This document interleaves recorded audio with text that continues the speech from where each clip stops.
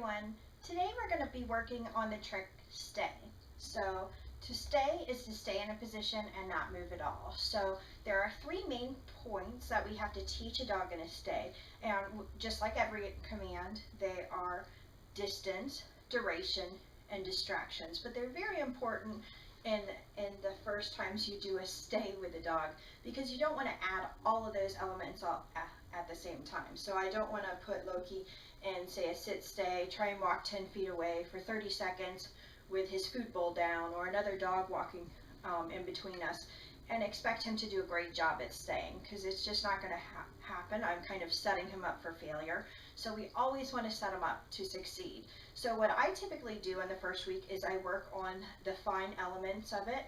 The most important part is the time, the duration that he has to stay there. So I start with little baby portions. I usually start with about 3 to 5 seconds with my dogs, and then I'll just grow it. The most important part that he has to learn this week is the time when it's okay to get up. So in stay, we call that the release word, and it's the word at the very end of the stay that means, okay, you're free, you can do whatever you want. So some dogs take that very literally as we go along. But since we just learned how to go to your mark, I'm going to incorporate that today. Loki's going to learn how to stay on his mark. And that is, I find, very, very effective with especially little dogs, big dogs as well. My big dogs learn how to do their stays a lot of times on their marks in the beginning.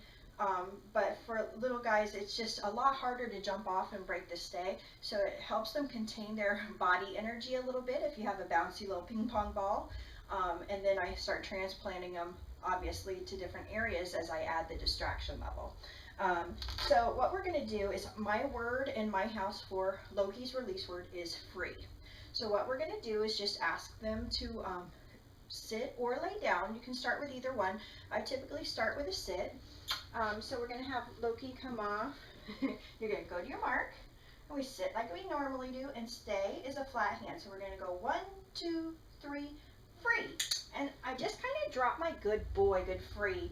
Drop my hand out a little bit, so he has to break that stay.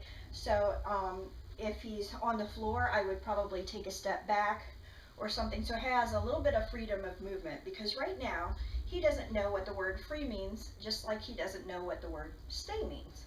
So I need to see a reaction out of him. So after the first week or two, what I'm looking for is that he's hanging on me a little bit more. So when I do a stay with him, he's hanging in like, when are you going to say that word? When are you going to say that word? Or when I am saying it, he's popping off the ground. Then I know that he's waiting for me. And when I start adding the harder elements, like taking steps back, it's a lot easier on him.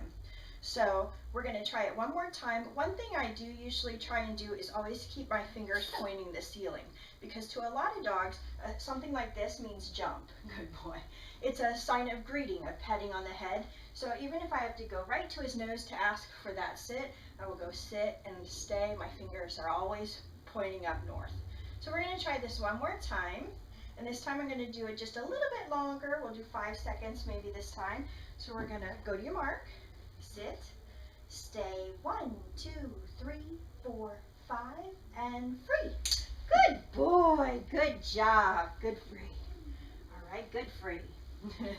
And we want to incorporate that word a lot, so you can use it with other commands, or I say free at the end of practice sessions, you know, but that word is really, really a big trigger during this stay. So it's important to talk to your dog during this stay as well. So I typically don't just stand there like a stone in the beginning. I will talk to them in some way. So I count numbers, like with Loki. Sometimes I'll call watch me's. I'll make kissy noises. So, one of my bigger dogs, I used to make high-pitched noises and squeak and go, la, la, la, la, and they would just tweak their head like that. Now for some dogs, that would make them way, way too bouncy for during this stay. But I am just trying to keep them interested on me and not the outside world. Now, obviously, over time, you're going to want to back that off and make it a little bit calmer.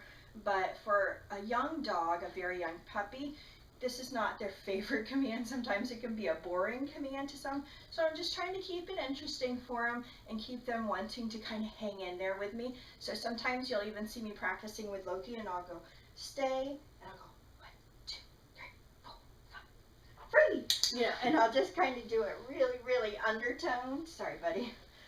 So they're really kind of hanging in there, like, what are you saying? What are you saying? You know, it kind of keeps that stay a little bit more alive. So if you want to follow along in your books this week, I'm sorry, I didn't bring the book behind me today, but it's on page 18 in 101 Dog Tricks books. Your step-by-step guide for your pictures and stuff if you want to follow along in the book. So I look forward to seeing your stays. Please add them to the group page, and me and Loki will see you on the next trick. Have a good one. Bye-bye.